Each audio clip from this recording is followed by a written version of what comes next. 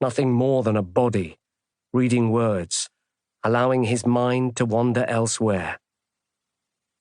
He can feel the story take control of his mind, pulling him away.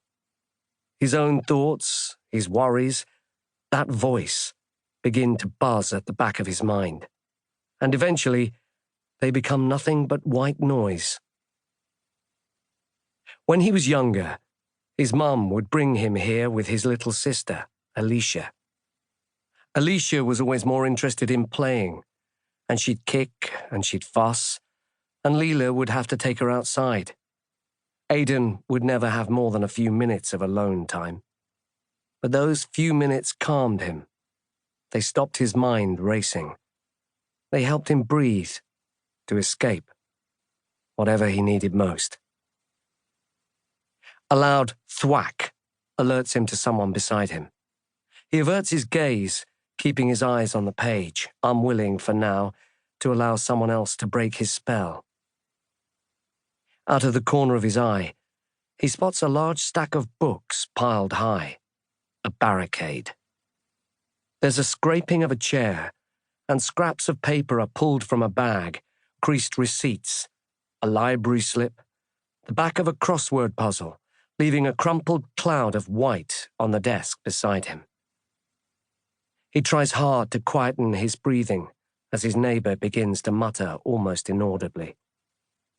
He can't tell if it's a song, or a tune, or complete nonsense.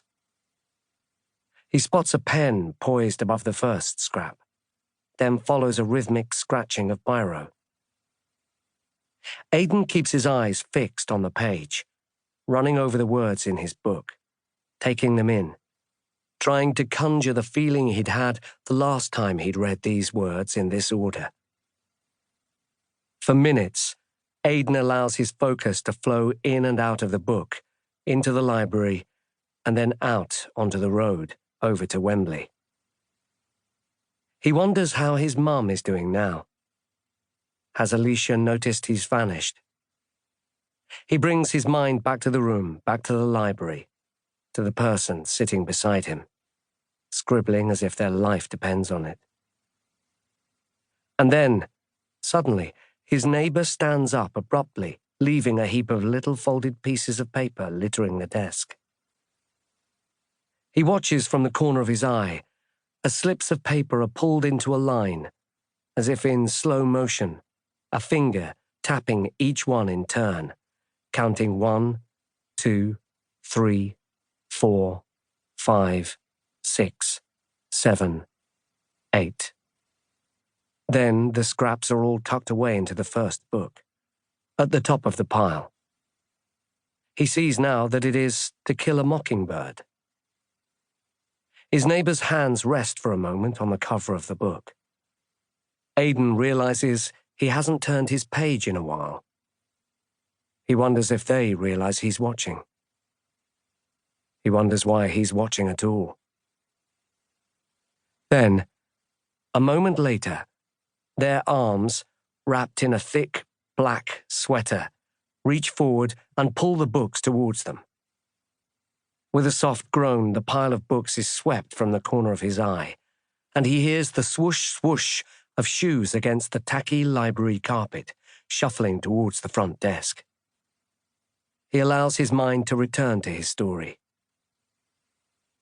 When he eventually stands up from his chair, the evening light is streaming through the window, and the library looks exactly how he remembers it. Magical. It feels like a miracle. But he's never believed in those before. The sun is casting long shadows on the scruffy library, dousing everything in a warm amber. It looks as if it has been carved out of gold. He tucks his chair in, lifting it up, trying not to make a sound, though there is barely anyone left here to disturb. Then he spots one lonely folded scrap of paper sitting on the desk beside him. The crossword puzzle. He turns his head to the left, to the right, and slowly over his shoulder. No one is watching him. His arm reaches forward.